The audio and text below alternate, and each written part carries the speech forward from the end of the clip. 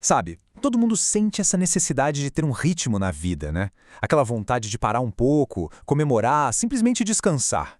Mas e se essa necessidade for, na verdade, algo muito mais profundo? Pois é, lá no livro de Levítico, a gente encontra umas instruções bem antigas que, olha, transformam o próprio tempo em um ato de adoração. Então, vamos pensar um pouco sobre isso. Por que raios Deus criaria um calendário inteiro só de feriados? Peraí, será que era só para a galera não se perder nas datas? Ou será que tem uma história muito maior sendo contada ali no meio dos meses e das estações? É exatamente essa história que a gente vai desvendar agora. Bom, o nosso caminho vai ser esse aqui. Primeiro, a gente entende o que é o calendário sagrado de Deus. Depois, mergulha nas festas da primavera, que falam de redenção e gratidão. Em seguida, as festas de outono, sobre arrependimento e alegria. Aí a gente vai ver a transição da sombra à realidade e, para fechar, como aplicar esses ritmos para a vida hoje. Bora começar! Então vamos lá para a nossa primeira parte, o calendário sagrado de Deus. O subtítulo já diz tudo, Santificando o Tempo. E olha, não era um calendário qualquer, viu? Ele foi dado a Moisés lá no deserto para ser tipo um guia, um manual prático para a nação de Israel aprender como viver em aliança com Deus. Mas esse calendário, que era lunar, ia muito além de só marcar a passagem das estações, sabe? Ele era, no fundo, um sistema teológico. O que isso quer dizer? Quer dizer que cada data sagrada existia para consagrar o próprio tempo. Era uma forma constante de lembrar o povo de Israel da sua identidade, da sua história e, principalmente, de quem era o verdadeiro dono do tempo e das colheitas deles. Certo, agora vamos avançar para ver como isso funcionava na prática. Chegamos nas festas da primavera com o tema de redenção e gratidão. As primeiras festas do ano aconteciam bem nessa estação, e o foco era duplo. Primeiro, lembrar da libertação do Egito e, segundo, agradecer pelas primeiras colheitas. Mas antes da gente entrar nos detalhes de cada uma, vale a pena dar uma olhada no panorama geral do ano sagrado. Olha só, a gente tem festas concentradas no primeiro mês, depois no terceiro e, por fim, no sétimo mês. Isso já nos dá um mapa mental para entender o fluxo desse calendário todo. Só que antes mesmo de falar das festas anuais, a gente precisa entender a base de tudo, o sábado semanal. E não era só um dia de folga de jeito nenhum. Era chamado de sábado dos sábados, ou seja, o descanso mais sério, mais solene de todos. Funcionava como um sinal constante da aliança, um ritmo que se repetia toda semana para parar, confiar e lembrar quem era Deus. Beleza, a primeira grande festa do ano era a Páscoa, que já emendava com a festa dos pães asmos. As duas juntas celebravam um evento fundador de Israel, a libertação da escravidão no Egito. Imagina a cena. A pressa da fuga foi tanta que não deu nem tempo de o pão fermentar. E essa memória era revivida todo santo ano, para que eles jamais esquecessem da urgência que foi aquela salvação. Logo depois, vinha a festa das primícias. E a lição aqui era fundamental. Pensa bem, antes que qualquer pessoa pudesse comer da nova colheita, a primeira parte, o primeiro molho, tinha que ser dedicado a Deus. Era um ato poderosíssimo de confiança e gratidão.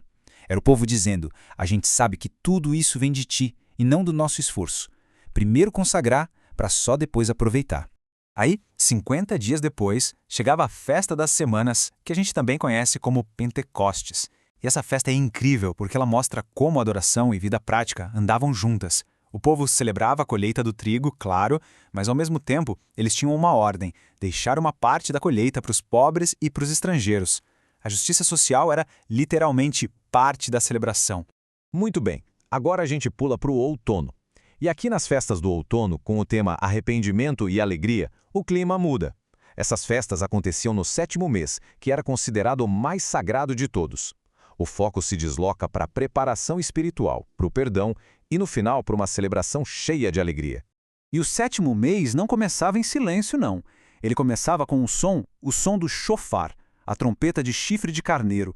Essa festa era basicamente um grande alerta espiritual. Era como um despertador para a alma, sabe? Um chamado para todo mundo acordar, se arrepender e se preparar para os dias mais importantes do ano que estavam logo ali na frente. 10 dias depois, chegava o dia da expiação, o Yom Kippur. Esse era, sem dúvida, o dia mais sério do ano inteiro. Um dia de jejum, de humildade nacional. Era o dia em que o sumo sacerdote entrava no lugar mais sagrado do templo para fazer a expiação. Uma palavra em hebraico, kapar, que significa cobrir. Era um lembrete muito poderoso de que o pecado é algo sério, mas que a misericórdia de Deus sempre oferece um jeito de se reconciliar com ele. E depois de toda essa solenidade, o ciclo de festas terminava com uma verdadeira explosão de alegria, a festa dos tabernáculos. Durante 7 dias, o povo construía e morava em cabanas, em abrigos temporários, para lembrar da jornada deles no deserto. Era uma festa para celebrar que Deus sempre cuidou deles, no passado e no presente. E olha que interessante, era a única festa em que eles recebiam uma ordem direta para se alegrar. Ok, mas a história não acaba por aí, não. Para a tradição cristã, essas festas antigas não eram só para lembrar do passado. Elas eram como sombras. Como se fosse o trailer de um filme, sabe? Prévias simbólicas de uma coisa muito, mas muito maior que ainda estava por vir. E a chave para entender isso está nesse versículo aqui, de Colossenses.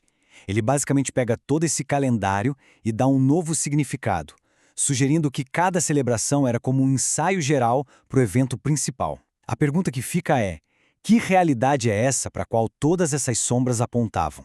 E aqui que tudo se conecta. A Páscoa aponta para Jesus como o Cordeiro de Deus. A festa das primícias, para a ressurreição dele. O Pentecostes, para a descida do Espírito Santo, que deu origem à igreja. O dia da expiação, para o sacrifício definitivo de Jesus como nosso sumo sacerdote. E a festa dos tabernáculos aponta para a promessa de que um dia Deus vai habitar, ou tabernacular, com a gente para sempre. Cada festa antiga encontra seu significado completo, seu clímax, aqui. Tá, legal. Mas e aí? O que a gente faz com essa informação toda hoje? Se as festas já se cumpriram, elas ainda servem para alguma coisa? A resposta é um grande sim, porque os princípios, a sabedoria por trás desses ritmos antigos continuam super atuais. Olha só que prático. Cada festa deixa uma lição poderosa. O sábado nos ensina a parar e confiar. A Páscoa nos lembra que fomos libertados. As primícias nos ensinam sobre generosidade, sobre dar o nosso melhor. O dia da expiação nos chama para a humildade. E os tabernáculos nos inspiram a ter alegria e gratidão, mesmo quando as coisas estão difíceis. São verdadeiros ritmos de graça para a nossa caminhada. No fim das contas, tudo isso nos leva a olhar para a nossa própria agenda, para o nosso próprio calendário. A maneira como a gente usa o nosso tempo, que é um presente de Deus, acaba revelando o que a gente realmente valoriza. A nossa agenda, queiramos ou não, é um reflexo da nossa fé. E isso nos deixa com uma pergunta para refletir. Se o calendário de Israel contava uma história de redenção, provisão e esperança, que história o nosso calendário pessoal está contando? Que narrativa a nossa agenda está escrevendo, dia após dia? Fica aí a reflexão.